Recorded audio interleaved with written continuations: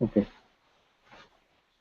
ॐ ज्ञानतिमिरन्दस्य ज्ञानाञ्जनशलाकया चक्षुरुन्मीलितं येन तस्मै श्रीगुरवे नमः। मनोदत्तं चापकेन्द्रेण भूतले स्वयं रूपं ददाति स्वपदान्तिकं वन्देऽहं श्रीगुरो श्रीयुतापदकमलं श्रीगुरून् वैष्णवांश्च श्रीरूपं साग्रजातं सहगणरघुनाथान्वितं तं सजीवं साद्वैतं सावधूतं परिजनसहितं कृष्णचैतन्यदेवं श्रीराधाकृष्णपादान् ललिता श्रीविशाखान्वितांश्च नमो ॐ विष्णुपादाय कृष्णप्रेष्ठाय भूतले श्रीमते इन्द्रद्युम्न स्वामिनिति नामिने नमः प्रसादकृतदासाय रघुनाथयात्रानन्दमूर्तये भक्तसुखाय कृष्णकीर्तनेन नरसिंहेन रक्षिताय नमः। नमो ॐ विष्णुपादाय कृष्णप्रेष्ठाय भूतले श्रीमते भक्तिवेदान्त स्वामिनिति नामिने नमस्ते सारस्वती देवे गौरवाणी प्रचारिणे निर्विशेषशून्यवादी पाश्चात्यदेशतारिणी वाञ्छाकल्पतरुभ्यश्च कृपा सिन्धुभ्य एव च पतितानां पावनेभ्यो वैष्णवेभ्यो नमो नमः। हे कृष्णा करुणा सिन्धो दीनबन्धो जगत्पते गोपेश गोपिकान्त राधाकान्त नमोऽस्तुते तप्तकाञ्चन गौराङ्गी राधे वृन्दावनेश्वरी वृषभानुसुते देवी प्रणमामि हरिप्रिये। जय श्री कृष्ण चैतन्य प्रभु नित्यानंद श्री अद्वैत गदाधर श्री गौरभक्तवृंदा हरे कृष्ण कृष्ण कृष्ण हरे हरे हरे राम राम राम हरे हरे।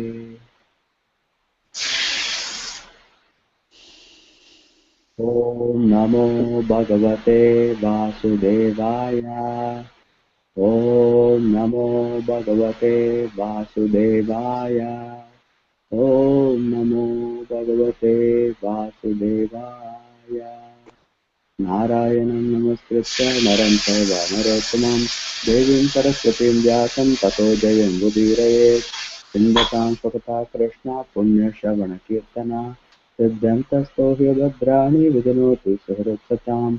नक्षत्रायेषु अभद्रेषु नित्यं भागवतसेवया भगवतीरुत्तमश्लोके भक्तिर्भवति नैष्टिकी।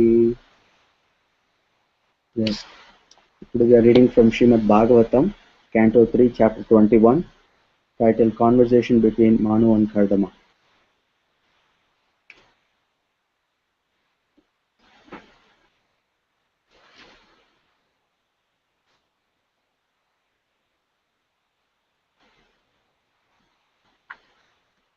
So as we all may be remembering from the last few weeks, so this is the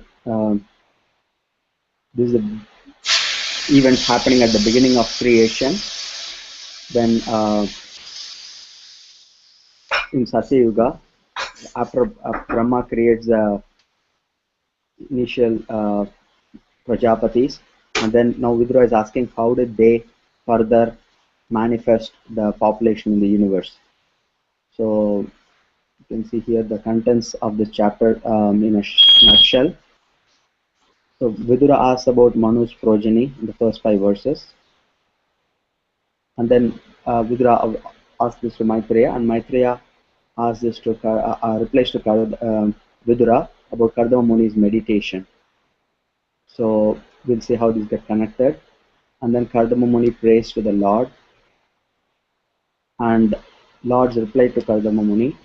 That's a part of this chapter. And then in his reply, he will tell how Manu will meet Kardama Muni. And then Kardama Muni talks to Manu. So actually, even though the chapter title is called "The Conversation Between Manu and Kardama," that happens only in the last 5-6 verses. So the rest of the chapter is events leading up to that conversation, actually. So Haribol Prabhu, Yes. Goincharan Prabhu, there is some background noise coming. Can you see maybe someone is not muted? Okay.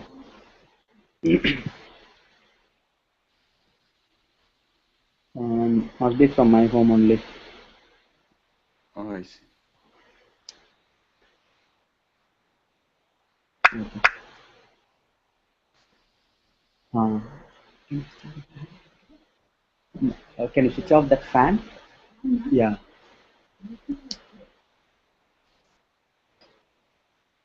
Is it okay now? Better now? Shukha Prabhu, is it better now? There is Yeah, there is something, Prabhu, some noise. I see. Yeah, yeah. See, are you able to hear that noise?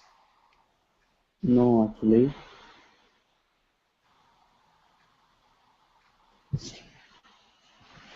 Some water or something?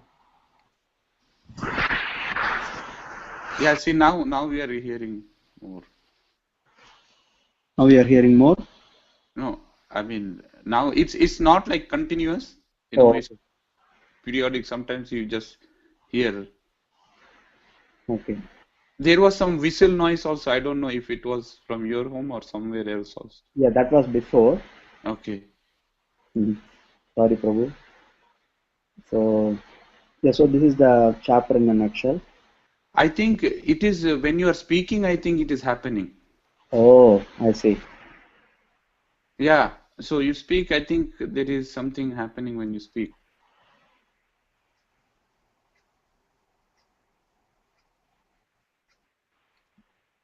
Okay. Yeah. I think that is. Mm, okay, let me try without the screen share and see if that helps. Are you able to hear now properly? Is it better or you still hear the noise now? No, it's still noise, Prabhu. Okay, so it's not due to the screen share. Unfortunately, I can't mute and talk also. Is it like not audible at all, or is it just? It is audible, but just background. It's okay. I think we can I proceed think if I it don't is. know because if I stop it, I can start. I mean, stop and restart, but it No, will I stop the broadcast. I mean, it will stop the recording also. That's why. okay. We can go start. Go ahead, Prabhu. I think. So I'll try to say minimally. So yeah, so this chapter, this is the summary. So first, we'll read the first five. The way I was thinking of this chapter, I mean, presenting it, this chapter, is we'll read the actual verses for each group, and then we can discuss the salient points from the purport. So, um, Vedavit Prabhu, do you want to read the first five verses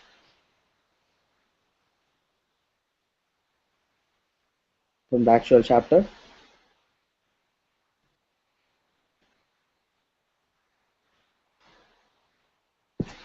Translations, right, Prabhu? Yeah, just the translations. Yeah. Vidura said, "The line of Swayambhu Manu was most esteemed. O worshipful sage, I beg you, give me an account of this race whose progeny multiplied through sexual intercourse." 2. The two great sons of Swayambhu Manu, Priyavrata and Uttanapada, ruled the world, consisting of 7 islands just according to religious principles. 3. O holy Brahmana, O sinless one, you have spoken of his daughter, known by the name of Devahuti, as the wife of the sage Kardama, the lord of created beings. 4. How many offspring did the great yogi beget through the princess, who was endowed with eightfold perfection in the yoga principles? Oh, pray tell me this, for I am eager to hear it. 5. O holy sage, tell me how the worshipful Ruchi and Daksha, the son of Brahma, generated children after securing as their wives the other 2 daughters of Swayambhu Manu. Yeah, so that's the prelude to the chapter where Vidura is asking more questions about the progeny of the Manu. So, so basically, Swayambhuva Manu and his wife Shatarupa, they had 5 children. Priyavrata and Uttanapada were the 2 sons. Um, And Devahuti, Akuti, and Prasuti were the three daughters.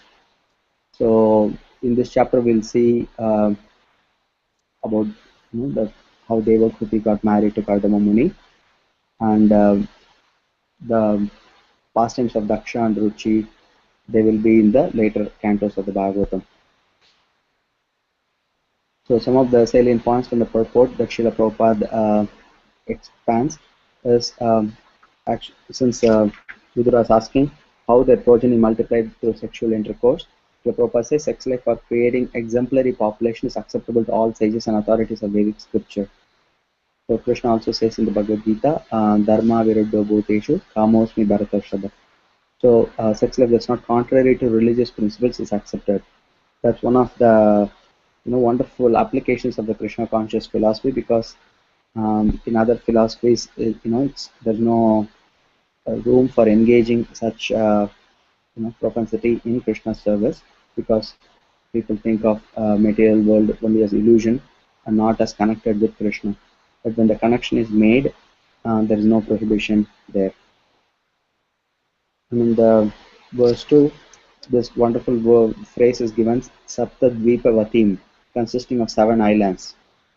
So Srila Prabhupada clarifies that these islands were existing for a long time, and then they are still current. These are the 7 islands, or what we call now as continents: Asia, Europe, Africa, America, Australia, and the North and South poles. And another thing Srila Prabhupada clarifies in this is we are now talking about Swayambhuva Manu. This was in a previous Manvantara. Like in every day of Brahma, there is like 14 Manus. So this was one of the previous Manus. So what our current Manu is the Vaivasvata Manu, which Krishna talks about in the Bhagavad Gita. Aham Vaivasvate Yogam Proktavanaham Avyayam. So that is a Vaivasvata Manu, but this is a much earlier Manu. So, and then another point that Srila Prabhupada makes is how Devahuti was very much advanced in the performance of eightfold yoga. And then it says she was perfect in the yogic perfection, eightfold yogic perfections. So there is Ashtanga Yoga, and then it's followed by Ashtasiddhis. Ashtanga Yoga is the process that we normally know about, starting with the Yama Niyama and ending up Samadhi. And then Srila Prabhupada clarifies, after self-realization, that is Samadhi, there are 8 further perfectional stages which are called Yoga Siddhis. So those are the different Siddhis. Anima, Mahima, Lagima, we hear about those. So it was very interesting to note how Devahuti, even though she was a woman, she was very advanced in the performance of this eightfold yoga. So that was the caliber of the people we are talking about. So those are the essential points from the purport. So we'll move to the next section, in which Maitreya begins his reply, and he starts with explaining how Kardama Muni performed his meditation and got the darshan of Lord Vishnu. Shri Gopal Prabhu, do you want to read verses 6 to 12 from the translation? Yeah. So verse 6, the great sage Maitreya replied, commended by Lord Brahma to beget children in the worlds, the worshipable Kardama Muni practiced penance on the bank of the river Saraswati for a period of 10,000 years. Text 7. During the period of penance, the sage Kardama, by worship through devotional service in trance, propitiated the personality of Godhead, who is the quick bestower of all blessings upon those who flee to him for protection. Text 8. Then in the Sati Yuga, the lotus-eyed Supreme Personality of Godhead, being pleased, showed himself to that Kardama Muni and displayed his transcendental form, which can be understood only through the Vedas. Text 9. Kardama Muni saw the Supreme Personality of Godhead, who is free from material contamination, in his eternal form, effulgent like the sun, wearing a garland of white lotuses and water lilies, The Lord was clad in spotless yellow silk, and his lotus face was fringed with silk dark locks of curly hair. Text 10. Adorned with a crown and earrings, he held his characteristic conch, disc, and mace in three of his hands, and a white lily in the fourth. He glanced about in a happy, smiling mood, whose sight captivates the hearts of all devotees.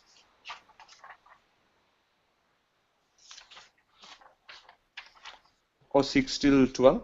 Okay. Text 11. A golden streak on his chest, the famous Kastuba gem, suspended from his neck. He stood in the air with his lotus feet placed on the shoulders of Garuda. Text 12. When Kardama Muni actually realized the Supreme Personality of Godhead in person, he was greatly satisfied because his transcendental desire was fulfilled. He fell on the ground with his head bowed to offer obeisances onto the lotus feet of the Lord. His heart, naturally full of love of God, with folded hands, he satisfied the Lord with prayers. Yeah. Thank you, Prabhu. So, yeah, that was the caliber of Kardama Muni. He performed meditation for like 10,000 years. So Srila Prabhupada comments on how, he compares the so-called meditation people do in Kali Yuga, 15 days, 15 times, 15 minutes a day, and then hoping to become God. So, and they pay some money and they are cheated because they want to be cheated. Krishna sends them a cheater. So, and another thing Srila Prabhupada clarifies here is when Kardama Muni practiced meditation, it was not just meditation. It says during that period of penance, the sage Kardama by worship through devotional service in trance. So it's called Kriya Yoga here. It's actually refers to Bhakti Yoga, the process of chanting, hearing, and everything. So Kardama Muni, even though he was trying to, even though he was doing meditation, that meditation includes devotional service. So Srila Prabhupada says that's important because whatever activity we do, it has to be mixed with devotion. Without devotion, nothing can be perfect, he says. And also nicely in Kardama Muni's example, we see what is the real purpose of meditation. It is to see the Lord's real form. It is to realize the Lord in his eternal spiritual form, and that form is not an imagined form. That's why that word here is used in verse 8 is Shabdam Brahma, the form which can be understood only through the Vedas, which means the description of the Lord that's given in this particular chapter conforms with the Vedic description. So it's not like somebody just imagines some form of God and then sees that in the meditation, but it confirms. So the prediction is already there in the Vedas, the form of the Lord, and then one simply realizes it. So it's not a imaginary form. And Prabhupada also clarifies how Patanjali describes that the soul is transcendently pleased when he meets the super soul and sees him. So that's the ultimate perfection of yoga. So whereas people now they claim to follow Patanjali's Yoga Sutra, but then they miss this most important and essential point, which is the goal of meditation is to see the Lord. They don't accept the Lord, and what to speak of seeing him in the meditation, right? So they use meditation as a way to avoid the Lord and engage in so-called speculation or so-called practice. So Prabhupada said that's ludicrous. People have really lost the essence of it, and they are trying to do something in the name of Patanjali, and they polluted the whole process in this way.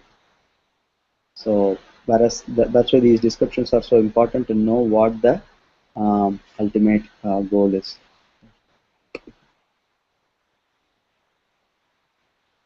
You're still able to see this, right? The screen? Yes. Okay, good.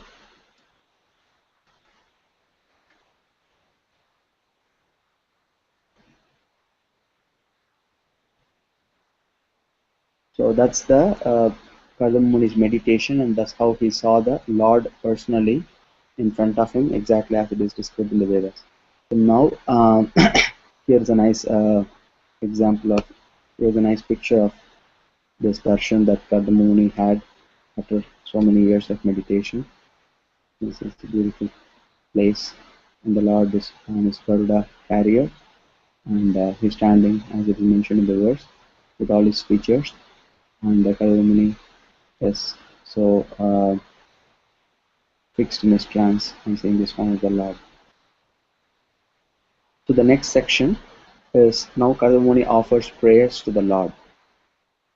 So Sukeshwari Mataji, do you want to read this verses 13 to 21?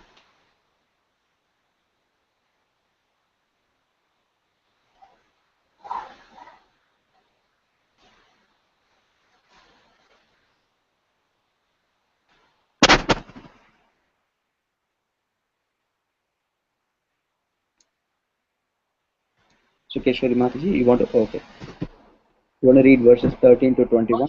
Sure, Prabhu. Sorry, I was just thinking what happened before. Yeah, 13 to 21. Yeah.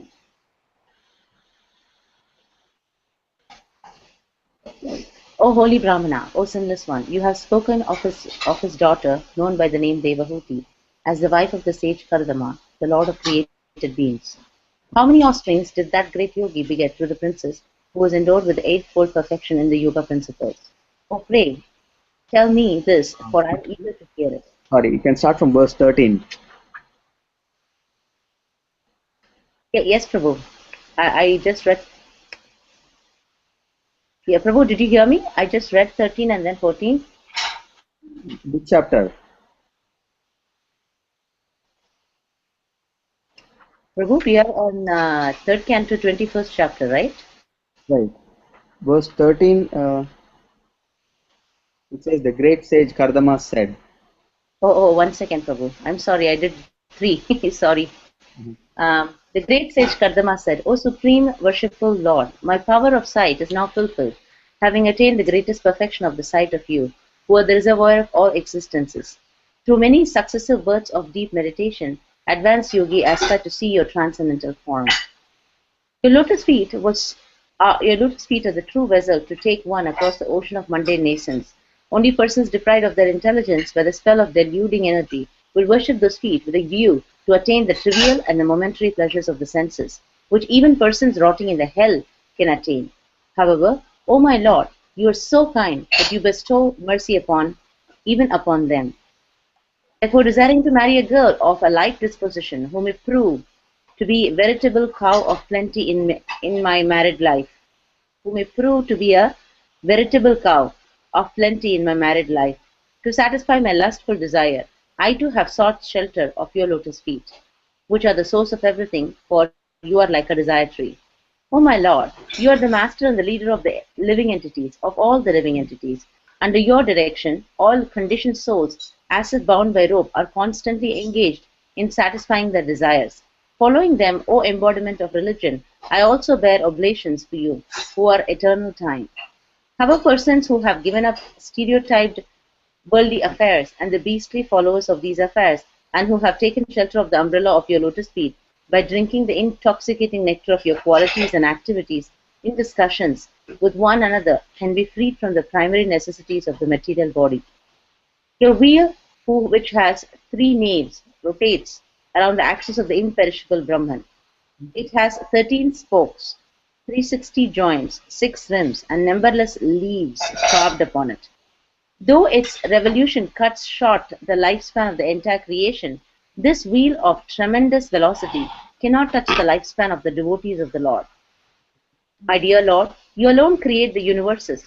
O personality of Godhead, desiring to create these universes, you create them, maintain them, and again wind them up by your own energies, which are under the control of your second energy, called Yogamaya.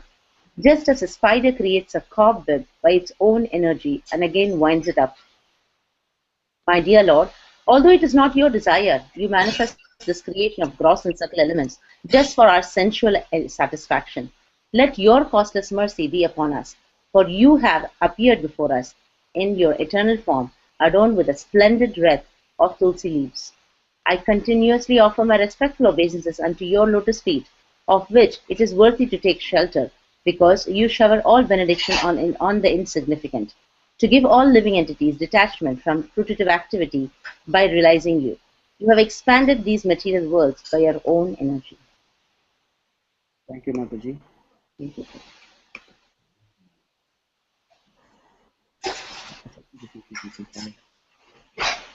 So, yeah, this is Kardama Muni's prayers to the Lord in this section. So there are a lot of points he mentions here. So first, Srila Prabhupada in his purport, when it said that Kardama Muni saw the form of the Lord and was fully satisfied by having the power of his sight fulfilled. Srila Prabhupada takes that opportunity to explain how the perfection of the senses is to be fully engaged in the Lord's service. So, actually, if you if you read this, the book of one of the books I was reading of Sadaputa Prabhu, he was mentioning very nicely how just like our body has senses, the Atma, the Jivatma, has complete set of spiritual senses. Right now we are experiencing this world not through those spiritual senses, but through the material senses, which are the reflections or the coverings of those senses. In other words, those sense capabilities are innate with the Jivatma, but currently we are experiencing those sense perceptions through matter, through the material sense organs.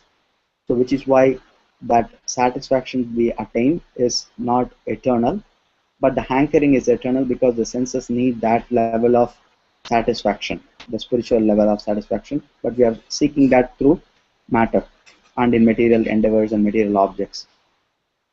So what this means is actually in this way, when Kardama Muni saw this, he was not seeing through his material vision. He was, his spiritual senses were activated, and he was perceiving the Lord through his spiritual senses, which is why he was fully satisfied. So that's what Srila Prabhupada tells. So just like the sense of sight is given as an example here, but the same thing, whether it's, where the tongue means you can eat the prasad of the Lord and be satisfied, and different senses can be power of hearing can be here utilized for glorifying the Lord and his devotees and be satisfied in that way. Like that, when all the senses are, so Prabhupada gives a very nice example, very nice statement here.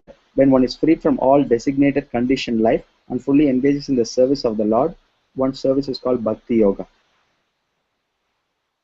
So that's the beauty of this description, is that it helps us understand what is that spiritual realization that people undergo when they have this perfectional stage.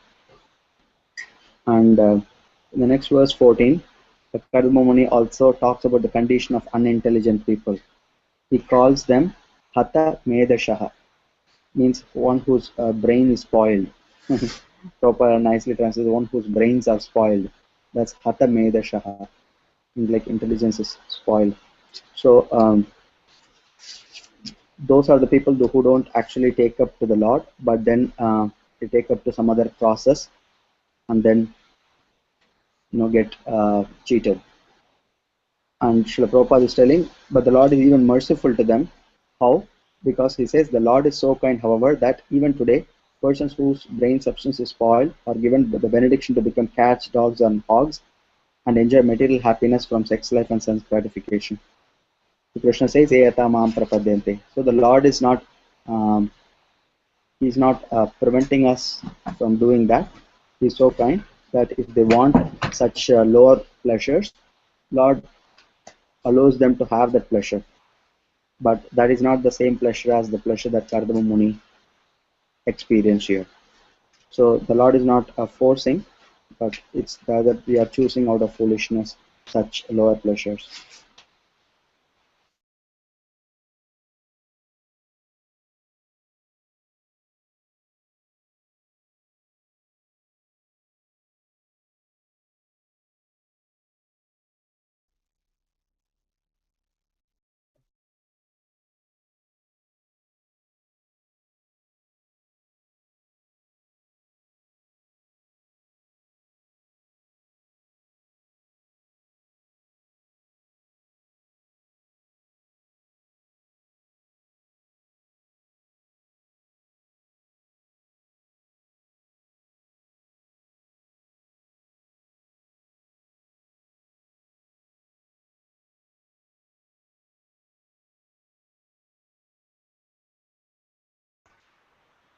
Are you able to hear, Prabhu? I think Gavinchan Prabhu, you are muted.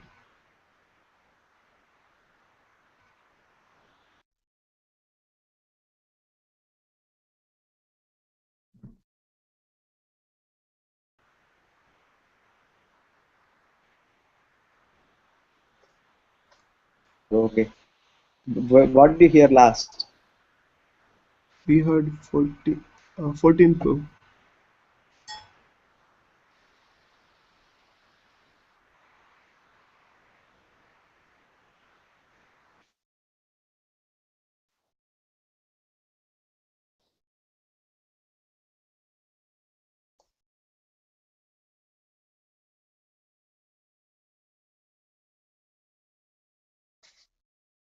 We still cannot hear you, Prabhuji.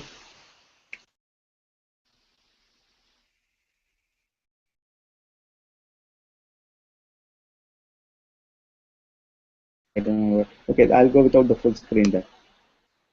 So, are you able to hear me now?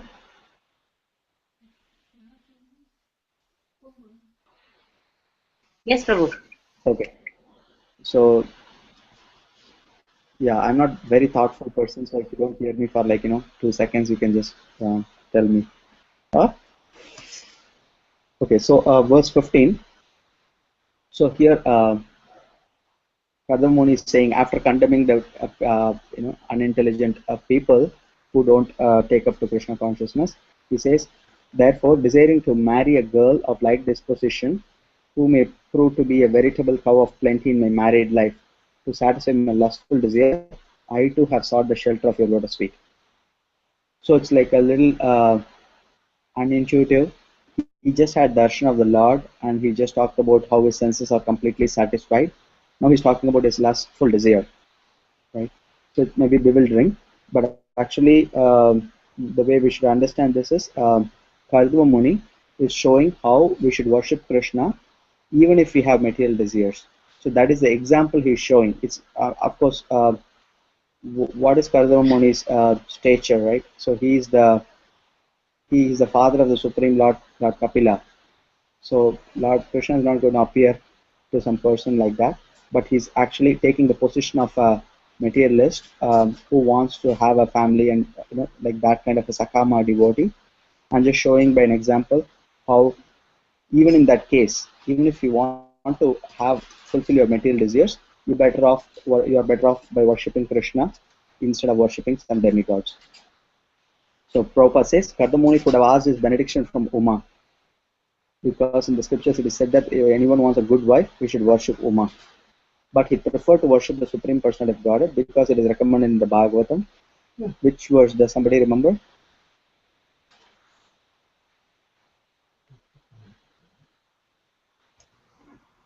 अकामा सर्वकामोवा Yes, मोक्षकामोदार्देश right. तीव्रेण भक्ति योगेन यजते पुरुषं पर. Yes. So so we read that earlier. So this is how the Bhagavatam is an example of 321. So Bhagavatam is an example of stories of personalities who have followed that path. So like that, and also we can understand that at the beginning of this chapter, the first verse, it said,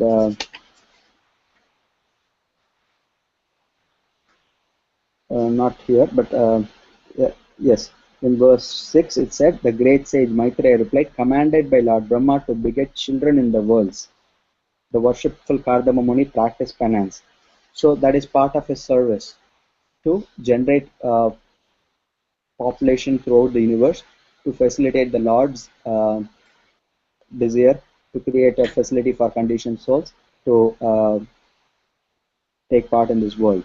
So we should understand that Kardama Muni is asking these things for his duty, which is to create progeny in this world, and his caliber is so much, and we later learn how actually after his son was born, he just took to the renounce order. In fact, he already told that he'll be doing that.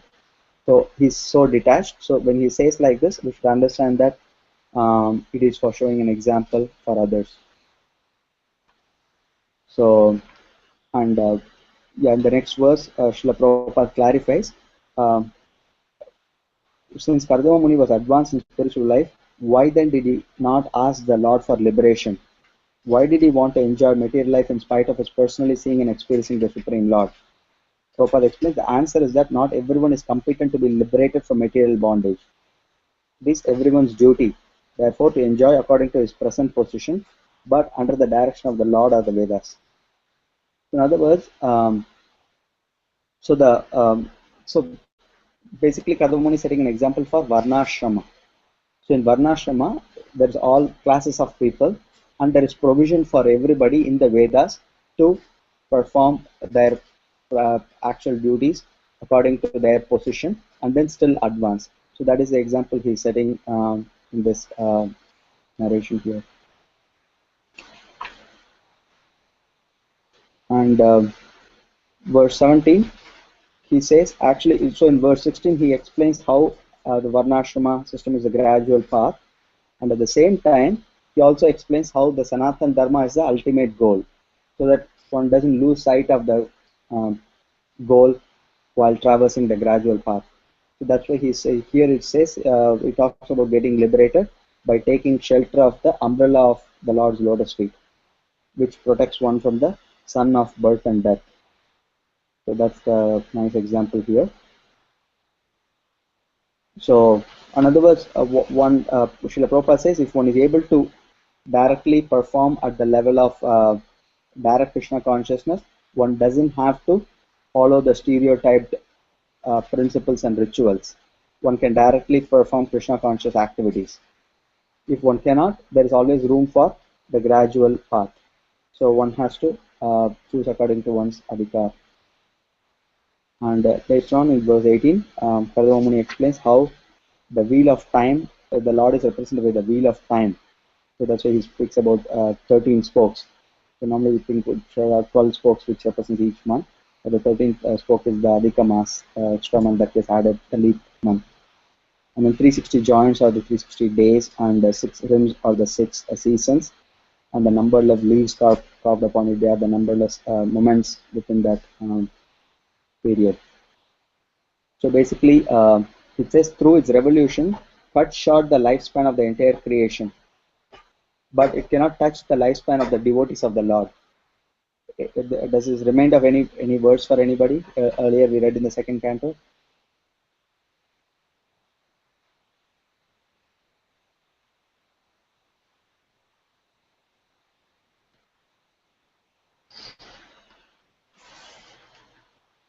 Why did we hear a similar verse? Ayur Hartive Punsapu. Yes, wonderful. Yeah, the sun can diminish the duration of every living entity by every rising and setting. It decreases the duration of life for people. But when one takes to Krishna consciousness, it cannot affect that person.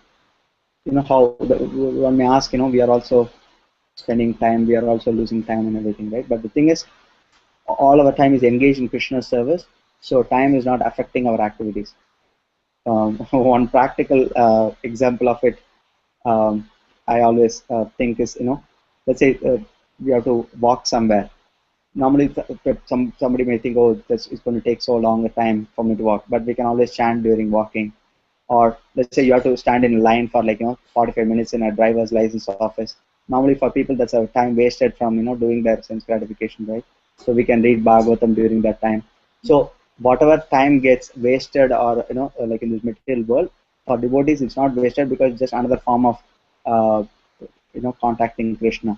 So that's a very practical way of, because we have, our activities are so variegated that it's not that only you have to worship the Lord in the temple or only worship, do a certain thing. The activities are so variegated, so whatever is the situation, we can fit in some Krishna conscious activity within that, and so the time actually is not lost. It's just that we are constantly engaged in the Lord's service. So that's how we protect ourselves from the influence of time, which reduces the lifespan of everybody. And later on in this next verse, the Kardama Muni gives one a very nice analogy of the Lord. He says, my dear Lord, you alone create the universes, Desiring to create these universes, you create them, maintain them, and again bind them up by your own energies, which are under the control of your second energy called Yoga Maya, just as a spider creates a cobweb by its own energy and again binds it up. So this is such a wonderful example because if you look at the spider, uh, it creates this web. The web is nothing but the saliva of the spider. So the web is not a different material. It's the spider's own bodily fluid coming in the form of the web. So it's not an external thing. It's it's part of the fibers. Spider's body. At the same time, by creating the web, the spider is not lost. Say the spider creates a web, but spider is not lost in its identity. It still remains a spider. So like that, the Lord is creating this material world. So impersonalists think that because the Lord creates this world, um, He becomes the world, and then the world is the Lord, and then there is no separate Lord. So that's called Prabhupada calls it a pantheism, where you see everything. See, the people say this also, right? See, the Lord is the word. You see God here only. There is no separate God. But that's not the point here. What you see is a web. The world is compared to the web, and the Lord to the spider. So he creates his world by his energy, and he winds it up by his own energy whenever the time is due. But during both the creation and the dissolution, the Lord is not changed in his constitution, because it's his energies that are manifested and unmanifested. So that's a wonderful analogy here he gives. And then in verse 20 and 21, he actually explains the purpose of this world. So this is one of the beautiful aspects of our philosophy, that it gives the purpose of the world. Because in no other philosophy, people can come up with what is the purpose of this world. They may come up with so many scientific theories, or so many theories of illusion, so many theories of voidism. You take any philosophy, the only question you have to ask is, okay, tell me what is the purpose of this world? What is the purpose of my life? So nobody except devotees actually have answer to this question. Despite whatever philosophy you take, if you are not having Krishna as part of your philosophy, there's no purpose, because there's no other philosophy there's purpose. Even like take impersonalism, right? So they say, okay, the world is an illusion, but what is the purpose of the illusion?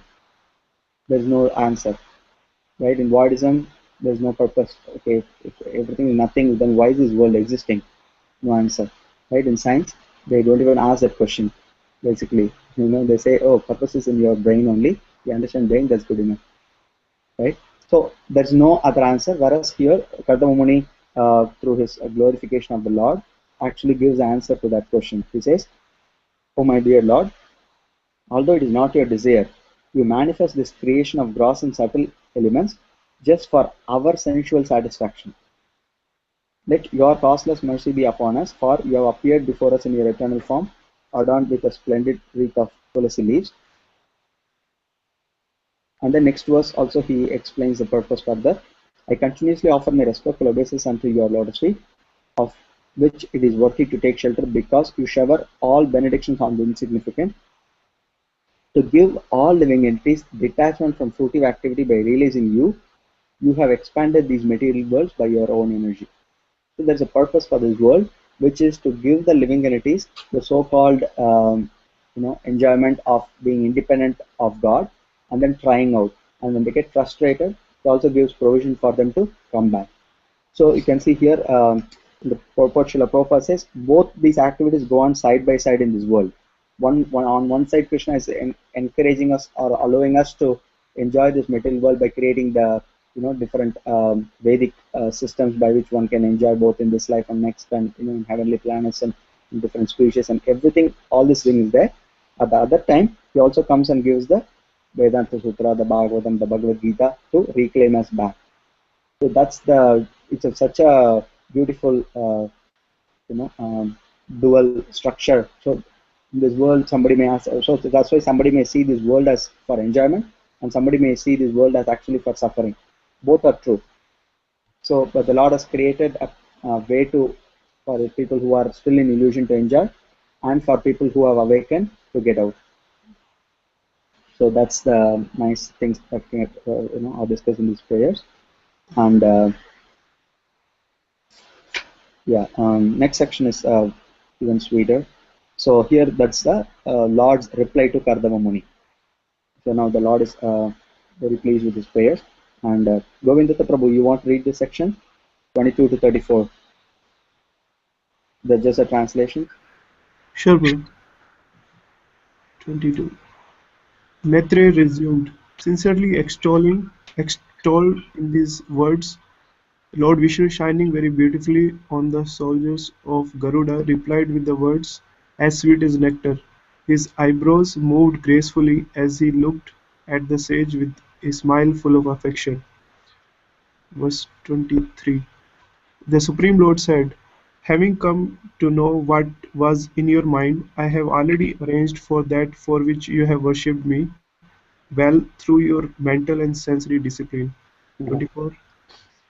The Lord continued, my dear Rishi, or leader of the living entities, for those who serve me in devotion by worshipping me, especially persons like you who have given up everything unto me, there is never any question of frustration. 25. The Emperor Sambhua Manu, the son of Lord Brahma, who is well known for his righteous acts, has his seat in Brahmavarta and rules over the earth with its 7 oceans. 26. The day after tomorrow, O Brahmana, that celebrated emperor who is expert in religious activities will come here with his queen Satarupa wishing to see you. 27. He has a grown-up daughter whose eyes are black.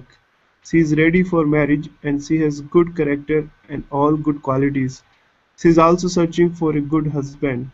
My dear sir, her parents will come to see you who are exactly suitable for her, just to deliver their daughter as your wife. 28. That princess, O holy sage, will be just the type you have been thinking of in your heart for all these long years. She will soon be yours and will serve you to your heart's content. 29. She will bring forth 9 daughters from the seed sown in her by you, and through the daughters you beget the sages will duly beget children. 30th.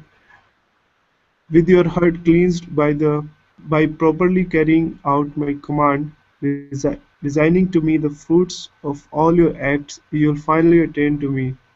31. Showing compassion to all living entities, you will attain self-realization, giving assurance of safety to all. You will perceive your own self as well as all the universes in me and myself in you. 32. O great sage, I shall manifest my own plenary portion through your wife Dehuti, along with your 9 daughters, and I shall instruct her in the system of philosophy that deals with the ultimate principles or categories. 33. Maitreya went on, thus having spoken to Kardama Muni, the Lord, who reveals himself only when the senses are in Krishna consciousness, departed from that lake called Bindu Sarovara, which was encircled by the river Saraswati. 34. While the sage stood looking on, the Lord left by the pathway leading to Vaikuntha, a path extolled by all great liberated souls. The sage stood listening as the hymns forming the basis of Samaveda were vibrated by the flapping wings of the Lord's carrier Garuda. Wow. Thank you, Prabhu.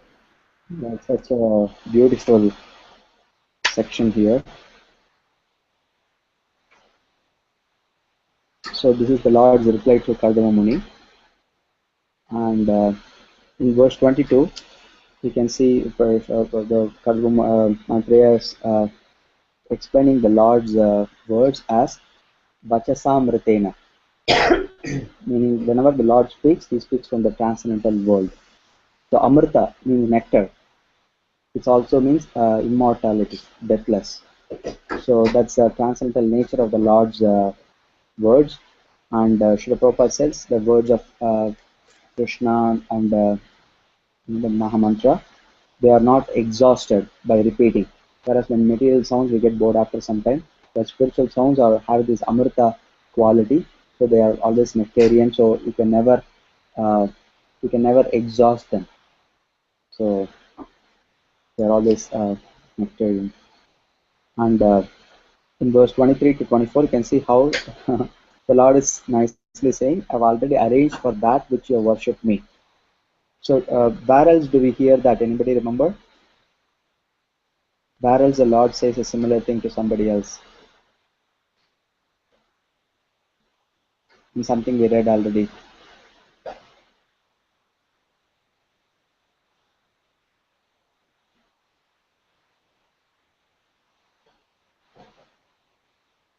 Don't be shy. To Lord Brahma. Yeah, exactly. You remember the context in there? I mean, when he is, when Lord Brahma is praying for the creative Right, energy. right.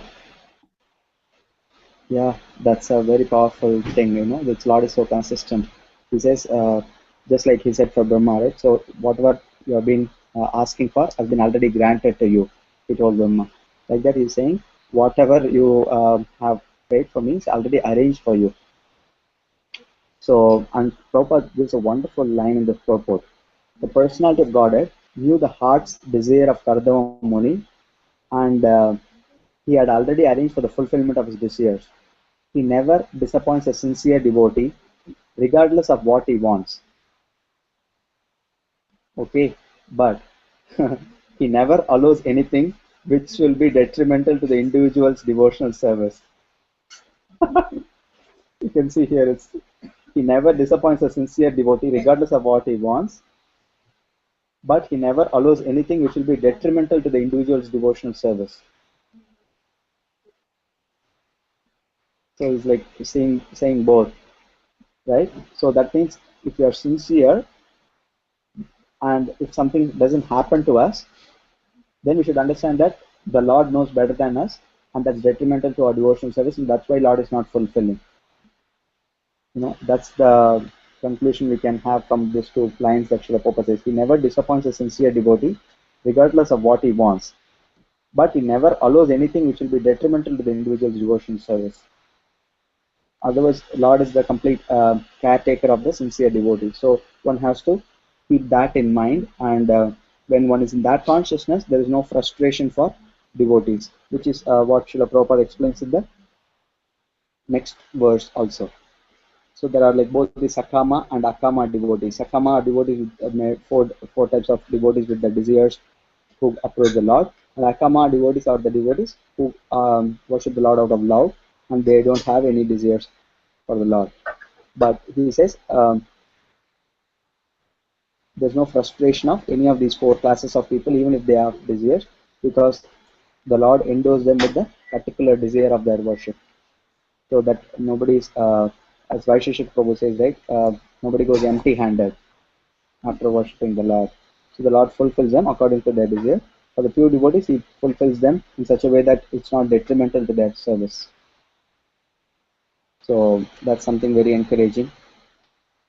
And then he says how he has actually arranged it. And you can see the timeline of the Lord, the day after tomorrow. That's, in the Bhagavad Gita, he says, Bhavamina Chirat Pata, like I deliver my devotees like immediately, like, there's no delay in the Lord's action. He says the day after tomorrow, whatever he has arranged is already going to happen. And he talks about how, they hold these wonderful qualities and how that's so important to, make matches with matching qualities of the boy and the girl. So Prabhupada says here, girls are never thrown into the public street to search out their husband. For when girls are grown up and are searching after a boy, they forget to consider whether the boy they select is actually suitable for them. That's because that's not girl's duty. It's actually the duty of the parents to find a nice girl for for the daughter. So, and then in verse 28, there is another beautiful purport that Srila Prabhupada tells. So let's read the whole purport. The verse is, that princess, O holy sage, will be just the type you have been thinking of in your heart for all these long years. She will soon be yours and will serve you to your heart's content. Vital, you want to read the purport? Yeah, go ahead. The Lord awards all benedictions. Little loudly. The Lord awards all benedictions according to the heart's desire of a devotee. So the Lord informed Kardama Muni, the girl who is coming to be married with you is a princess, the daughter of Emperor Swayambhuva, and so just suitable for your purpose. Only by God's grace can one get a nice wife just as he desires. Similarly, it is only by God's grace that a girl gets a husband suitable to her heart. Thus it is said that if we pray to the Supreme Lord, in every transaction of our material existence, everything will be done very nicely and just suitable to our heart's desire. In other words, in all circumstances, we must take shelter of the Supreme Personality of Godhead and depend completely on His decision. Man proposes, God disposes. The fulfillment of desires, therefore, should be entrusted to the Supreme Personality of Godhead. That is the nicest solution. Kardama Muni desired only a wife, but because he was a devotee of the Lord selected a wife for him who was the emperor's daughter, a princess. Thus Kardama Muni got a wife beyond his expectations. If we depend on the choice of the Supreme Personality of Godhead, we will receive benedictions in greater opulence than we desire. It is also significantly noted here that Kardama Muni was a Brahmana, whereas Emperor Swayambhuva was a Kshatriya. Therefore, intercaste marriage was current even in those days. The system was that a Brahmana could marry the daughter of a Kshatriya, but Kshatriya could not marry the daughter of a Brahmana. We have evidences from the history of Vedic age that Shukracharya offered his daughter to Maharaja Yayati, but the king had to refuse to marry the daughter of a Brahmana. Only with special permission of the Brahmana could they marry.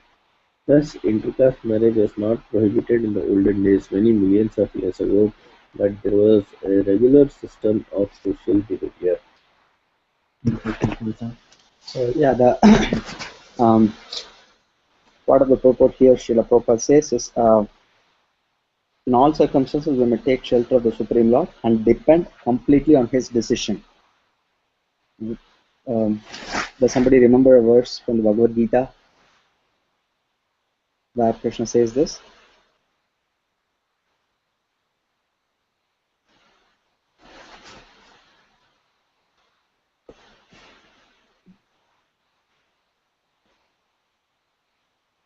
No? Yeah, that's Is it cool. depending on Krishna Prabhu? Yeah, depending on Krishna. I mean, Sarva Dharman Parityaja? I think 1854. It's in the 18th chapter, very close. It's between the two verses you both quoted. 57. Yeah, Vaisheshika Prabhu recently Right. emailed, right? Chetasa sarva karmani mayi sannyasamatvara Anand. yugam upashrutya machitta sattvam bhava. Yes. In all activities, just depend on me. Always work in that consciousness. So that's Krishna's words in the Bhagavad Gita. Same thing here. The Lord is confirming, and Srila Prabhupada is explaining that Kardama Muni, even though he had a duty to perform, which is to create the progeny and the order of Brahma, and for that he wanted a wife, and he was just depending on God in meditating, and then the Lord arranged everything. So it's as simple as that. So the thing is, we are so complicated that we don't follow the simple system that the Lord has created. And the thing is, the beauty is that the Lord is actually eager to do this, because that's what, just like a parent, especially when there is baby shower and things like that, you can see this. Even before the baby arrives, the parents have done all this planning. Get the crib, get the car seat, get all these things, and they are so ready, right? Now, does a baby have to worry about like, how am I going to maintain myself after coming out of the womb? No, right? They just have to depend on the parent and accept the parents' benedictions and well wishes.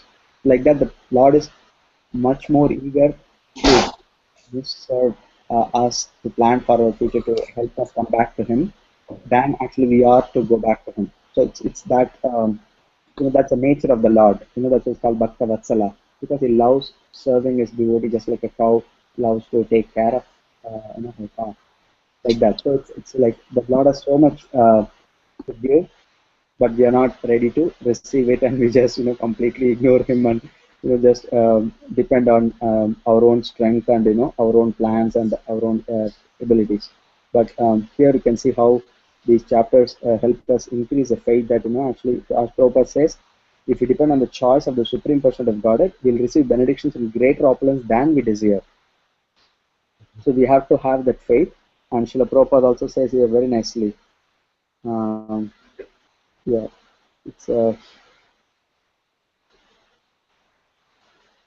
everything. If we pray to the Supreme Lord in every transaction of our material existence, everything will be done very nicely and just suitable to our heart's desire. So it's just that we have to align with the interests of the Lord. So when we do that, then the Lord doesn't have to keep correcting us. Okay, you want to serve me in this way? Okay, let me offer you this particular facility for your service, like that. So that's very nice. And then in verse 30, again, Prabhupada explains how everything can be sanctified by offering to the Lord. In other words, there's all this energy. What do you do with the energy of the Lord? You can think of the energy to be independent of the Lord, then you will exploit it. And if you think the energy is illusion, then you don't want to deal with it. Right? Whereas the real understanding is the energy is actually owned and related to the Lord, to the purpose of things to offer everything in service to the Lord. That's the proper way to utilize the Lord's energy. So Prabhupada says here, this energy can be utilized for real self-interest if one is compassionate. A person in Krishna consciousness is always compassionate. He is not satisfied that only he himself is a devotee, but he tries to distribute the knowledge of devotional service to everyone. There are many devotees of the Lord who faced many risks in distributing the devotional service of the Lord to people in general. That should be done. So that's the standard of a devotee. He just doesn't try to avoid the energy, but he tries to use the energy for bringing others to Krishna service. And in verse 31 also, Srila Prabhupada clarifies, actually that is the real meaning of oneness. Oneness is not in merging with the Lord, but merging our interest with the Lord's interest. So that's real oneness. And he says, in fact, there is an unlimited oneness of interest between the Lord and his devotee. Because there are so many things we can do for Krishna, right? So there's no conflict of interest there. So that's what real oneness means. And that verse also explains the duties of Grahastha and Sannyasi. And later you can see how pleased the Lord is with Kardama Muni, that he says he will appear as Lord Kapila, who is his own expansion. He says it's a Swangsha Kala. That's one of the type of expansion of the Lord. And later on here, Maitreya says, thus having spoken to Kardama Muni, the Lord who reveals himself only when the senses are in Krishna consciousness. So the Lord is visible. So Prabhupada brings it as a contradiction. So that we hear that the Lord is Adokshaja, he is beyond the senses. How is he saying here is Lord the visible? The difference is the Lord is visible when our senses are purified. So he's invisible when our senses are contaminated, but when our senses are purified, then the Lord is visible. That's how we resolve that contradiction. And finally, in this section, we hear when the Lord departs back to his Vaikuntha, how when Garuda was vibrating his wings, so that sound was the emanation of the Samaveda. So in other words, this entire, just like when we go in Boeing 747, we hear such an engine noise, right? That's all we hear. But when the Lord goes in Garuda, so the wings of the Lord, the flapping of the wings of the Lord, that is the vibration, is the Samaveda's vibration. That's how pleasing that is to the Lord, that all these are there. And Srila Prabhupada, in fact, at the end of the purport, he says, The flapping of the wings of the vibration is the sound of Hare Krishna, which is the essence of Samaveda. In other words, it's so musical and so meaningful. It's not just a sound, it's actually the Veda itself. Yeah, so those are wonderful nectar from this particular section. So going to the next. So next section is where Manu meets Kardama Muni.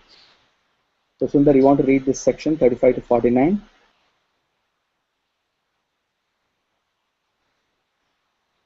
Yes, Prabhu. 35 to 49.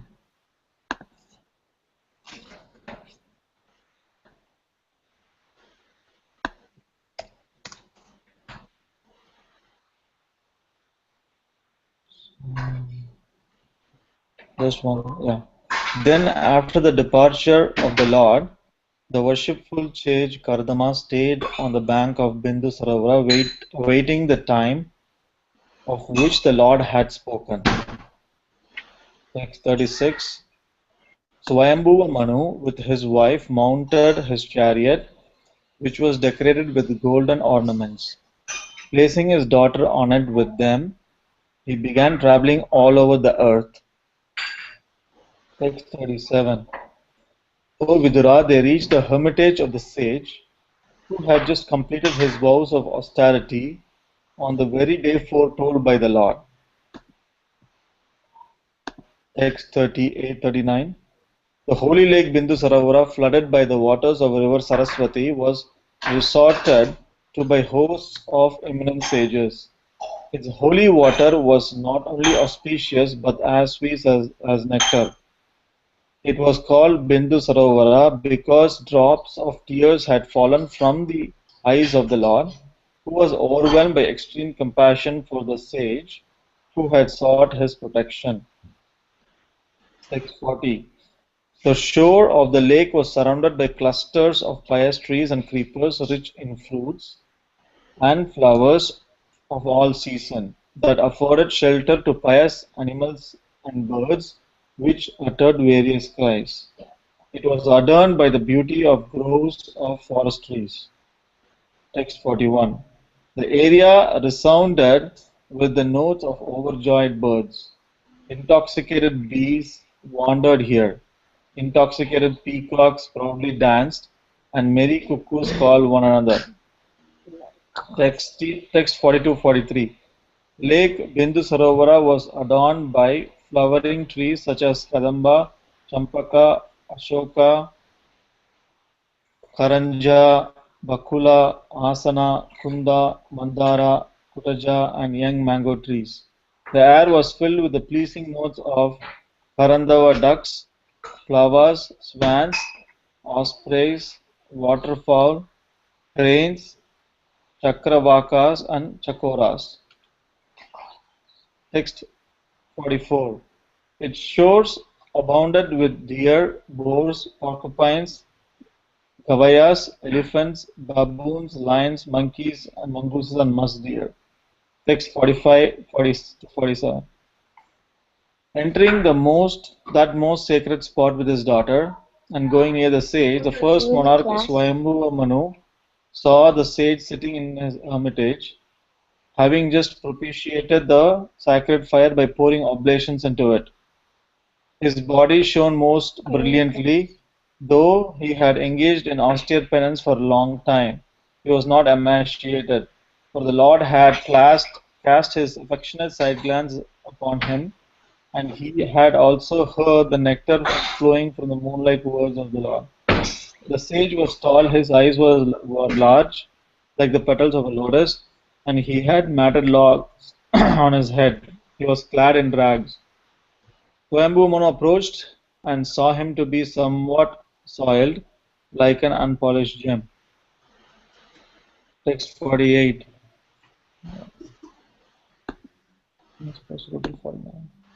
Seeing that the monarch had come to his hermitage and was bowing before him, the sage greeted him with benediction and received him with due honor. Text 49. After receiving the sage's attention, the king sat down and was silent.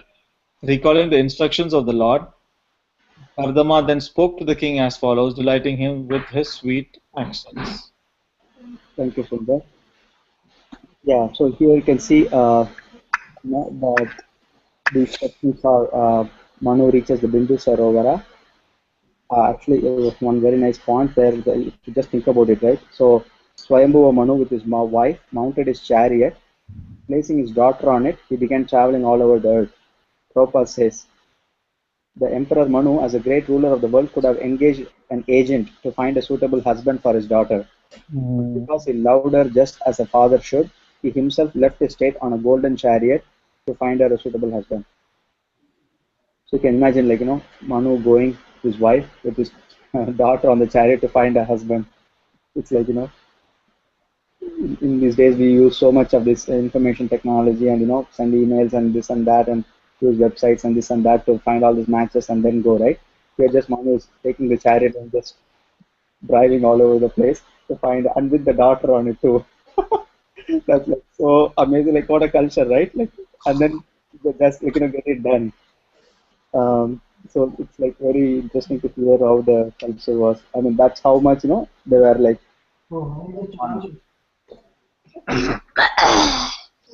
finally, he reached the hermitage, and most of the section here is the description of the glories and the beauty of Bindu Sarovara. So one of the things that Srila Prabhupada says is that the Bindu Sarovara Ganges. Hey, over. Class has started. Game has started actually. But you're gonna mute panitia. Both are transcendent entities and are worshipped by great sages and scholars. And the water of Bindu Sarovara is called Shivamrita Jala. Shiva means curing. Anyone who drinks the water of Bindu Sarovara is cured of all material diseases. Similarly, anyone who takes his bath in the Ganges also is relieved of all material diseases. These claims are accepted by great scholars and authorities and are still being acted upon even in this fallen age of Kali. So that's the fate of Srila Prabhupada. And so the Bindu Sarovara's description is there, and in one purport Srila Prabhupada says, and also he talks about pious and impious trees, right? Normally we think all trees are impious, right? But actually, even within that there is gradation. The pious trees are those that produce fruits and flowers. Impious trees are, they don't have that thing. Similarly, even animals, there's pious and the impious animals being talked about here. And Srila Prabhupada says, every tree bore fruits and flowers in the Bindu Sarovara, and every bird sang the glories of the Lord. Hare Krishna, Krishna Krishna, Hare Hare, Hare Rama, Rama Rama, Hare Hare. So, and yeah, and Srila Prabhupada in another purpose says many of these words don't have English synonyms. Right? What does it mean? No, many of the birds and many of the trees, fruits, flowers, and birds mentioned here, there's no English synonyms for that. What does it mean? Only. Right. What does that mean? The English language is not enough to describe. Not just that. We have not discovered all the species. Right. I mean, that level of piety is not so prevalent in that region. It's because, if you add such pious things, you would have obviously words for describing it, right? So that's why they are not there, because that there is no need for such words. So, and then these gavayas, they are being talked about. This is the species of cows mentioned herein.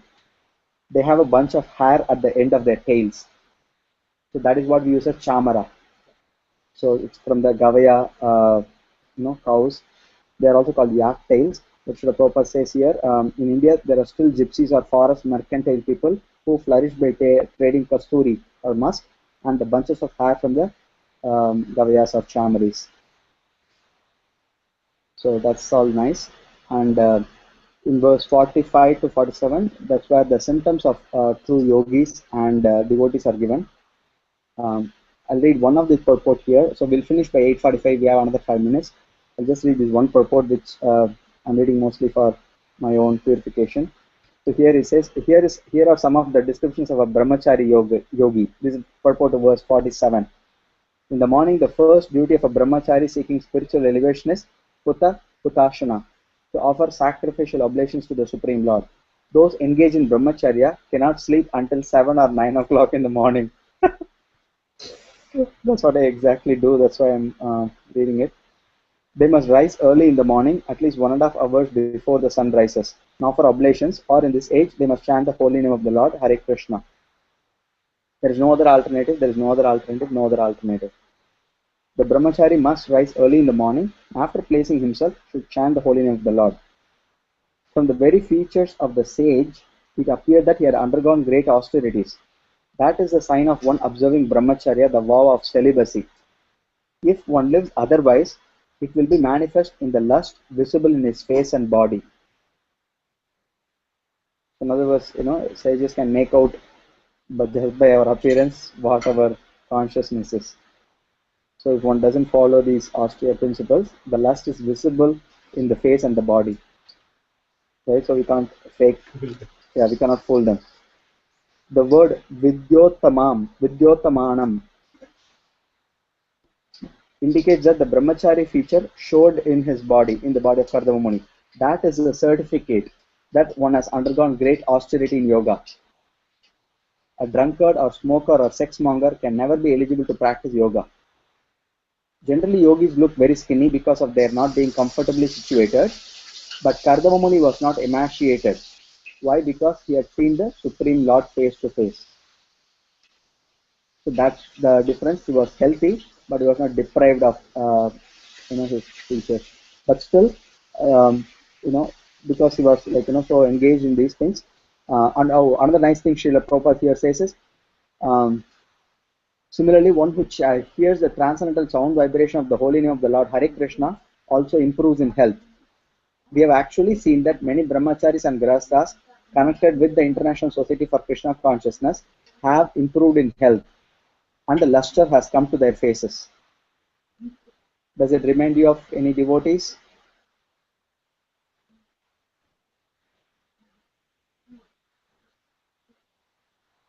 Come on. Vaisheshika Prabhu. Yeah.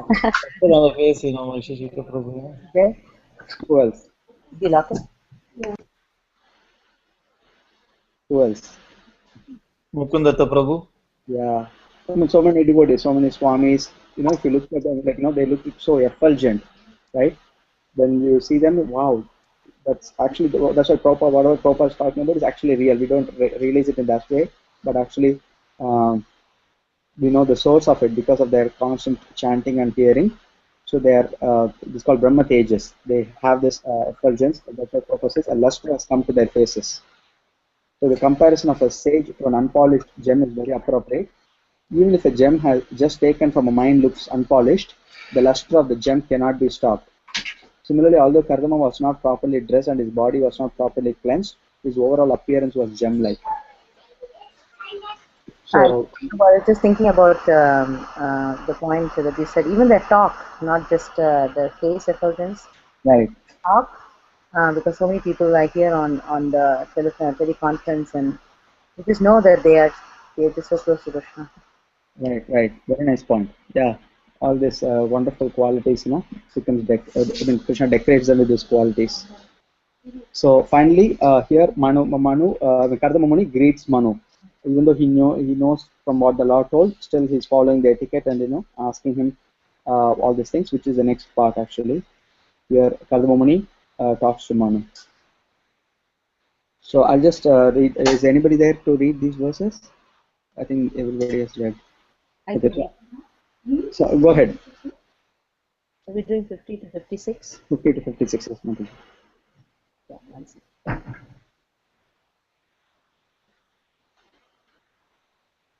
The tour you have undertaken, O Lord, is surely intended to protect the restless and kill the demons, since you embody the protective energy of Sri Hari. And necessary to assume the part of sun god, the moon god, Agni, the god of fire, Indra, the lord of paradise, Vayu, the wind god, Yama, the god of punishment, Dharma, the god of piety, and Varuna, the god presiding over the waters, all obeisances to you, who are none other than Lord Vishnu. If you did not mount your victorious jeweled chariot, whose mere presence threatens culprits, if you did not produce fierce sounds by the twanging of your bow, and if you did not roam around roam about the world like the brilliant sun, leading a huge army whose trampling feet cause the globe of the earth to tremble, then all the moral laws governing the varnas and ashramas created by the Lord himself would be broken by the rogues and rascals. If you gave up all thought of the world's situation, unrighteousness would flourish, for men who hanker only after money would be unopposed. Such miscreants would attack, and the world would perish. In spite of all this, I ask you, O Valiant King, the purpose for which you have come here. Whatever it may be, we shall carry it without reservation. Wonderful. Thank you, Mataji. Yeah, so here Srila Prabhupada clarifies how the energy to protect actually comes from Krishna. Krishna says, Paritranaya sadhunam, vinashaya cha dushkritam. So that energy to protect the devotees and kill the miscreants actually comes from Krishna. And for this reason, the king is actually considered as a representative of Krishna. That's why here, even though Kardama Muni is a Brahmana and the king is a Kshatriya, but still Kardama Muni offers him his obeisances because even though he's a Brahmana and Kshatriyas are normally supposed to pay obeisance to the Brahmana, but he's representing the Supreme Lord as a king. So that overrules his Varnashrama status, and then Kardama Muni is following that etiquette, honoring the king. And Srila Prabhupada in the purport, that's actually a very nice a word here that Kardama Muni says. It is called Bhagavat Rachita in verse 54. Bhagavat Rachita means the path of Varnashrama has been designed by the Lord. Just like in Bhagavad Gita, he says, Maya Srishtam, Chaturvarna. So here it says, this Varnashrama is designed by the Lord, and the king's duty is so important in establishing that order.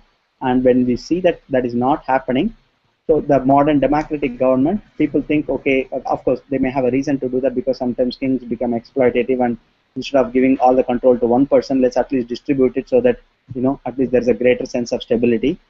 But the downside of that is, all these people, all these innocent people, they can be easily cheated by false propaganda. Like right now, for example, if you are in YouTube, sometimes these ads come, say no to Proposition 46, right? Whatever that is, right? So you have to find out what Proposition 46 is, and then you have to say why these people say no. And then if you go to Google some more, then you'll find the persons that are telling no the persons that are telling no, they say the persons are proposing the 46 have some agenda. And then if you go to some other side, they say the persons that are opposing this, they have agenda. Now you go and figure out all this, that is for just one vote for one proposition for one issue, right? And then all these things change behind your scenes and you don't have any idea, and things are censored. And so you can see how much responsibility we are putting on individual citizens in a democratic environment. And then finally, this is just one aspect of your life, and you have to work and take care of your children and educate them and all the things. So who has time to do all these things, right? So the whole thing is being exploited by people because there is no authority that is truly a representative of the Supreme Lord. So that's the problem of not having Varnashrama, where people are prone to be exploited by other people unless they are exceptionally smart, in which case they don't take up to Krishna consciousness anyway, and they are treated in a different way.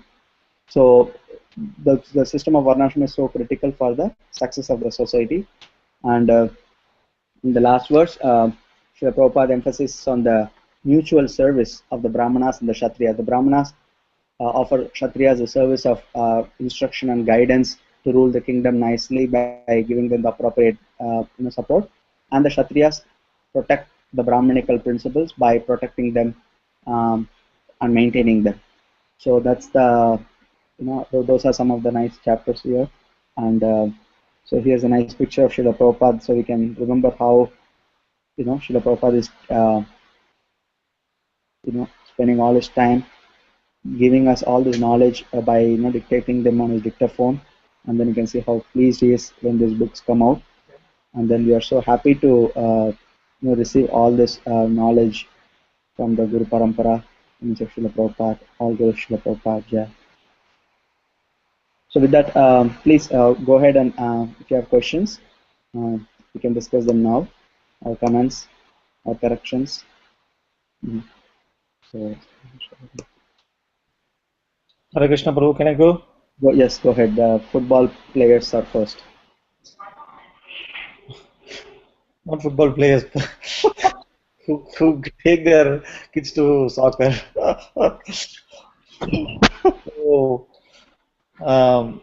yeah, very wonderful class, Prabhu. I don't have any questions as such. It was very nicely presented in a clear fashion and meticulously uh, prepared.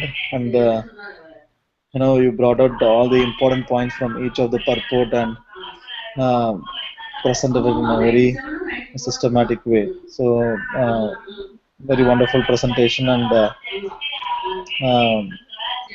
and as you said, the all the points that from the purport, each one is so deep and important that it'll almost take us, I don't know, one or how many lifetimes to come to that level of perfection. But thank you for very meticulously preparing and sharing all the wonderful points. Thank you, Sundar, for the kind words. Shigopal Prabhu, you can go next.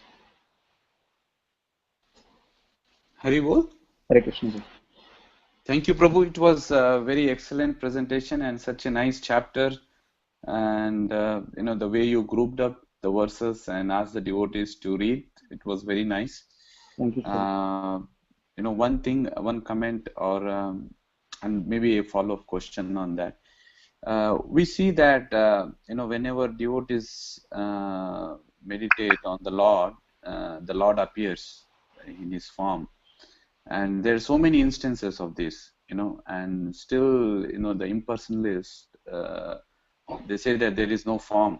Whenever devotees, whenever the Lord appears, He appears in His form with, and the nice description is given every time He appears. But yet the impersonalists think that there is no form. You don't hear like a wide sound somewhere coming and instructing all these devotees. He personally appears and he gives his instruction.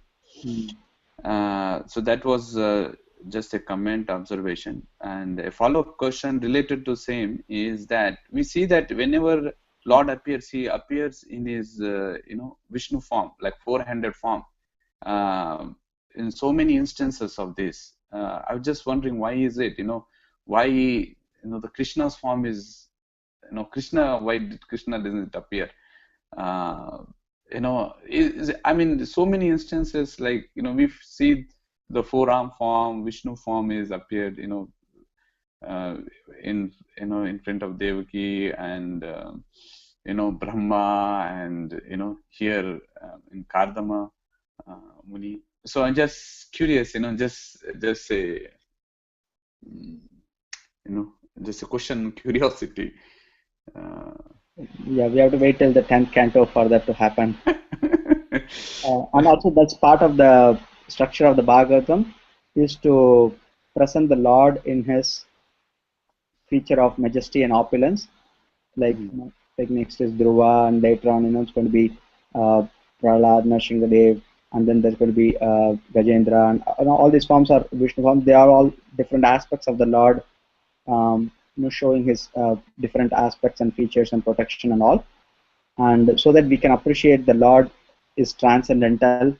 That's why there are so many examples of this.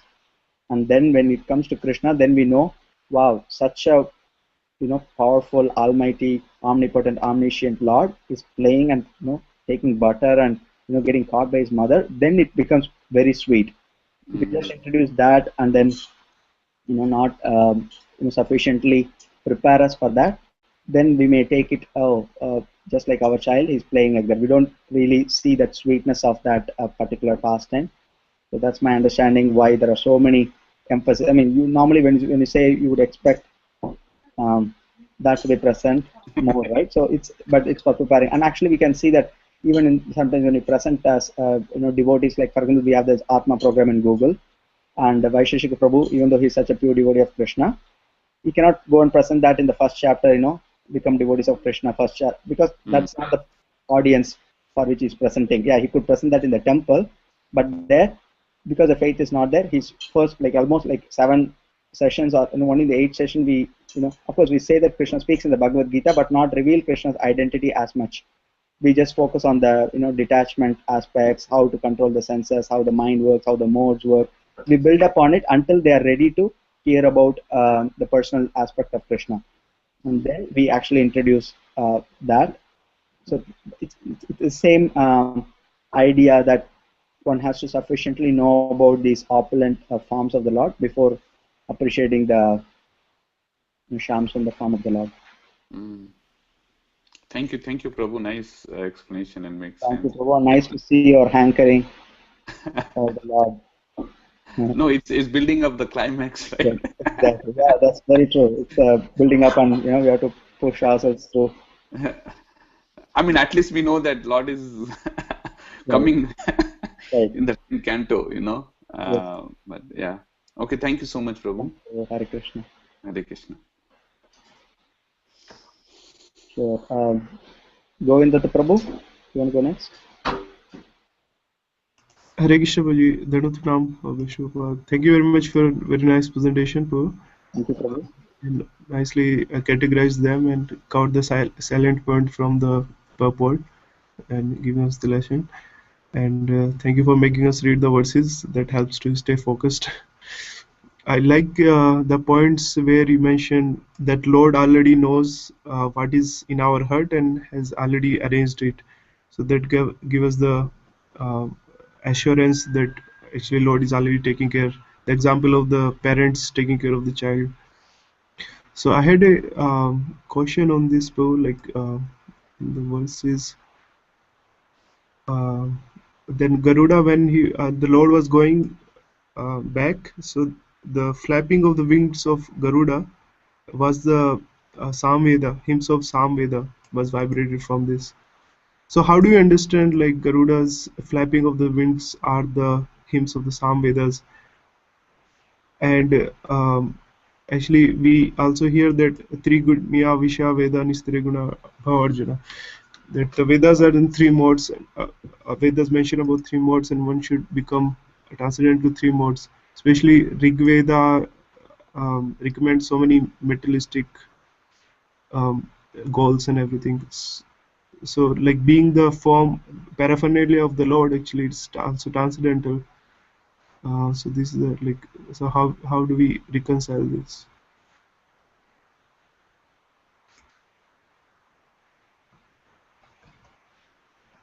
Oh, I think you are in mute. Right. The Vedas are transcendental. The actual, because they emanate from the Lord. Krishna also says that, right? Chapter 15 to 16 verse, 15 verse, I think. You know, it's, such eternal acts of sacrifice are situated in transcendence. So that's the reconciliation. Is that the goal is spiritual, but the path is you can't introduce spiritual directly. So you have to have all these material, enticements in order to get you to the spiritual. So the Vedas, so that's why they have both components actually. The majority of the Vedas is actually for material purposes, but the goal of that is to prepare you enough to deliver that spiritual knowledge. If you only had the spiritual, then nobody would be interested in it. That's what happens in the modern world. If you look at it, people. That's Prabhupada also elsewhere says. Let's say in the Vedas it says, do this to get this siddhi, do this to worship and get this opulence, or do this like that. Now people prefer to invest in stock markets and get that, and technology has kind of given many of these siddhis.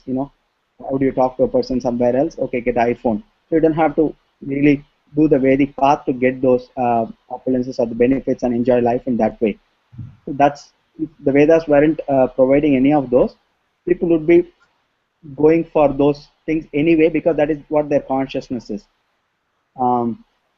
It's like a very tricky situation. It's like you want to give something that they don't want. How would you do that, right?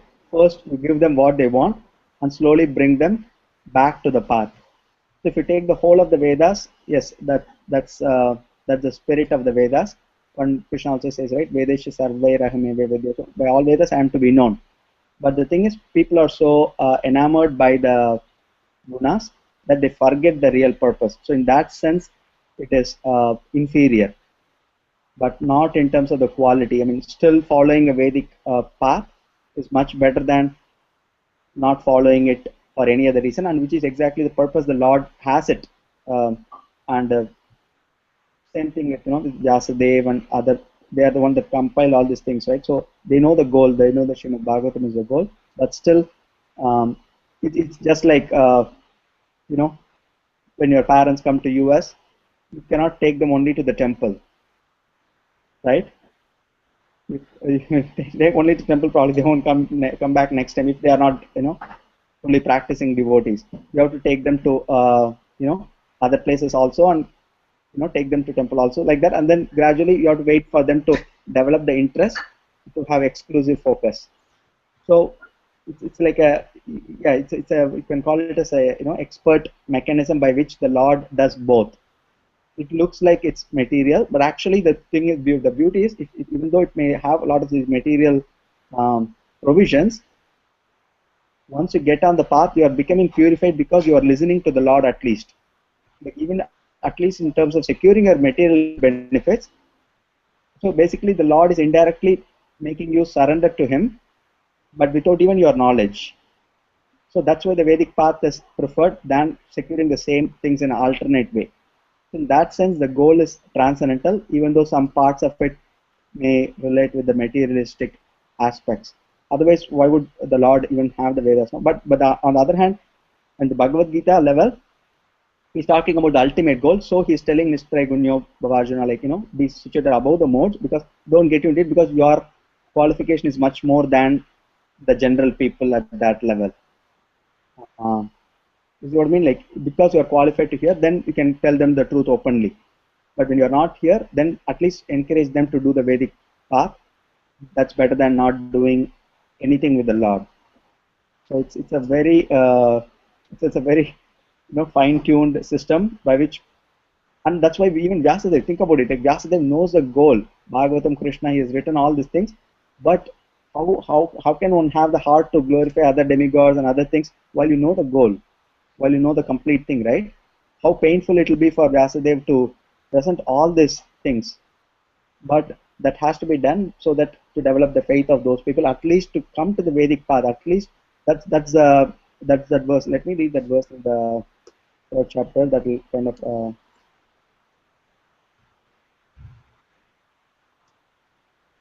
verse 3:15 of the Gita. Krishna says, "Karma Brahmodbhavam Vidhi Brahmakshara Samudbhavam Tasmat Sarvagatam Brahma Nityam Yagye Pratishtitam." Regulated activities are prescribed in the Vedas, and the Vedas are directly manifested from the Supreme Personality of Godhead. Consequently, the all-pervading transcendence is eternally situated in the acts of sacrifice.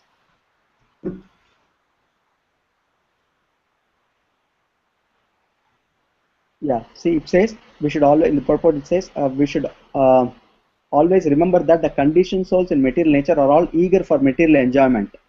But the Vedic directions are so made that one can satisfy one's perverted desires, then return to Godhead, having finished his so-called enjoyment. So it's like the goal is it's different from the process. The process is very subtle, just like how you preach in all the CYP and other things, right? Why do you do yoga? Yes. Same thing. You know the goal, but you cannot just go and present the goal. People are not ready for it. So, but you take the pieces of it and develop the connection and then build the faith and then deliver it when it's ready. So when you take the whole system, yes, it's spiritual because it leads to the spiritual goal. But if you take a component of it that may look like material, that's by design, that's intended, that's how you reconcile that. Yes, Prabhuji. How do you understand the flapping of the wings are the hymns of the Samvedas of the Yeah, actually, that I don't know. Maybe we can read. I didn't have time to look at it elsewhere. Maybe we can. That my understanding is there are these higher dimensions in science, which we don't. For us, it's just sound, but actually, those those beings are able to produce the actual sound vibration of that thing just by flapping of the wings. It's not it's not like a mechanical thing that flapping wings only can cause ordinary sound vibrations, but those beings are endowed with that property to create those spiritual vibrations as well. Yes, sir. Thank you so much, Will. It was very nice presentation and Thank you, Prabhu. really some nice. Hare Krishna. Okay. Okay, Sharma ji. Hare Krishna Prabhu, very nice, very, very wonderful Prabhu. You're so thorough in what you are reading and connecting the shlokas, and I was just thinking that I read it and I just forget it if it's all exam sake, and it's so nice to connect Bhagavad Gita, Srimad Bhagavatam, and the verses that we have read earlier. It was very beautiful. And so I was thinking I had a couple questions, Prabhu. Devahuti had achieved the work that you had just mentioned. That so, what did she practice Patanjali Yoga? Oh, you're muted. That's what Prabhupada indicates. Yeah, now so that's what Prabhupada indicates in the purport. Let me just read.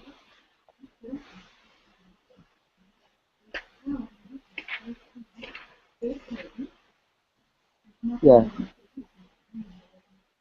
he talks about the eightfold divisions of the yoga, and then he says after self-realization there are 8 further perfectional stages.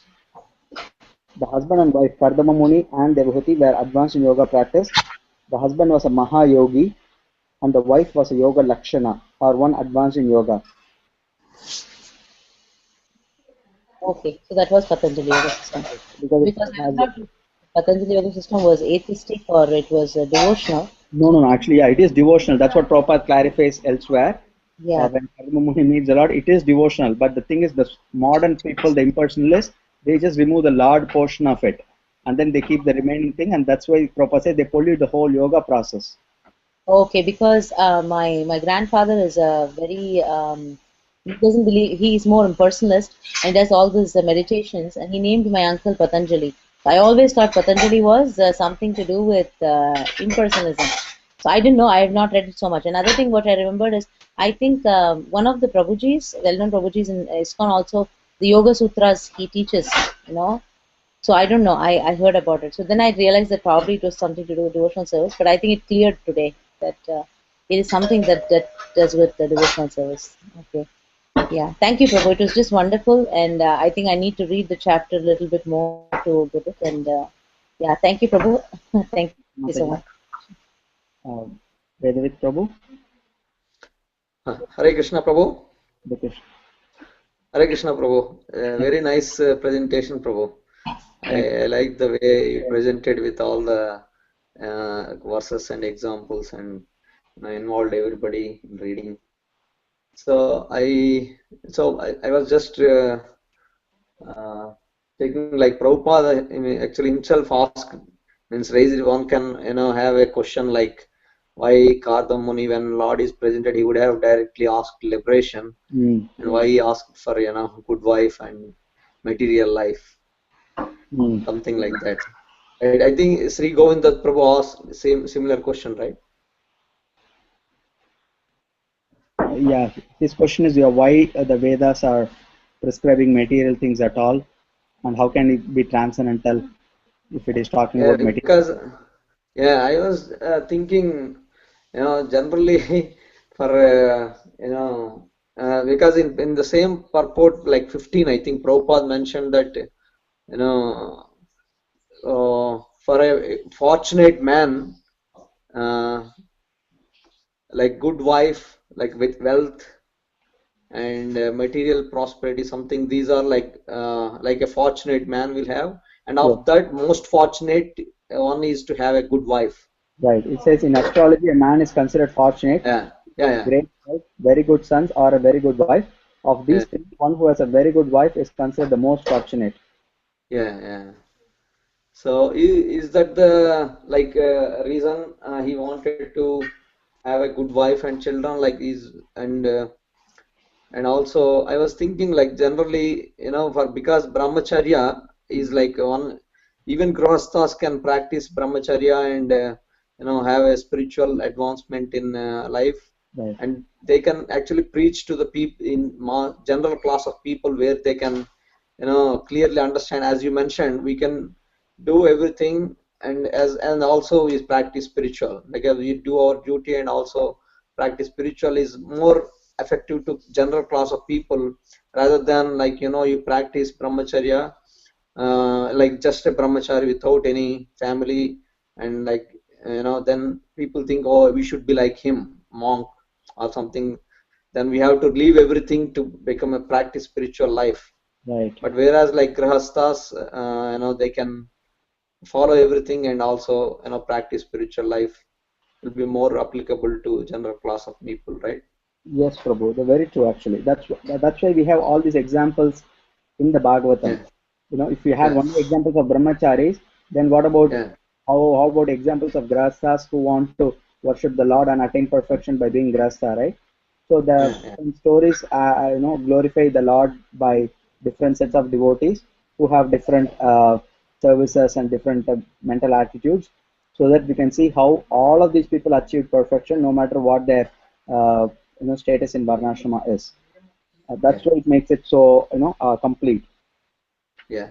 And the Yeah, I point, also like the point Prabhupada mentioned in the purport 23, says the personality of Godhead knew the heart of desire of Kardama, and he had already arranged for the fulfillment of his desires. right. He never disappoints a sincere devotee, regardless of what he wants, but he never allows anything which will be detrimental to the devotional service. Yeah. I like that point because Completely when we well grounded. I mean, well rounded, right? yes, Prabhu, yeah, because he will give whatever he needs for our spiritual life. So, wonderful. Actually, the point you mentioned about Prabhupada explains the duties of the grasas and sannyasis in verse 31. Hmm. Since there are grasas, I'll read the grasta part here. Um, a person who is a householder but is initiated by a sannyasi has the duty to spread Krishna consciousness at home. Hmm. As far as possible, he should call his friends and neighbors to his house and hold classes in Krishna consciousness. Yeah, yeah, that is very Holding a class practical. means chanting the holy name of Krishna and speaking from Bhagavad Gita or Srimad Bhagavatam. There are immense literatures for spreading Krishna consciousness, and it is a duty of each and every householder to learn about Krishna from his sannyasi spiritual master. Hmm. There is a division of labor in the Lord's service. The householder's duty is to earn money, because a sannyasi is not supposed to earn money but is completely dependent on the householder. The householder should earn money by business or by profession and spend at least 50% of his income to spread Krishna consciousness. 25% he can spend for his family, and Yeah, 25% he should save to meet emergencies. This yeah, example was shown by Rupa Goswami, so devotees should follow it. You yeah. know. Thank you for referring to that verse, Prabhu. It's nice. Yeah. Yes. So Prabhupada, that's that, and in fact that is a part of the reason this this section of the Bhagavatam. It's Hmm. actually, I forgot to mention the beginning, but this chapter and the next 4 chapters are actually talking about the principles of Varnashrama. That's Hmm. the overall theme of these chapters. Yeah. It is to show how one can attain the Lord by practicing one's own duty in the system of Varnashrama. Yeah. So, Yeah. Thank you, Prabhu. Thank you. thank you so much, Prabhu. Hare Yeah. Krishna. Right.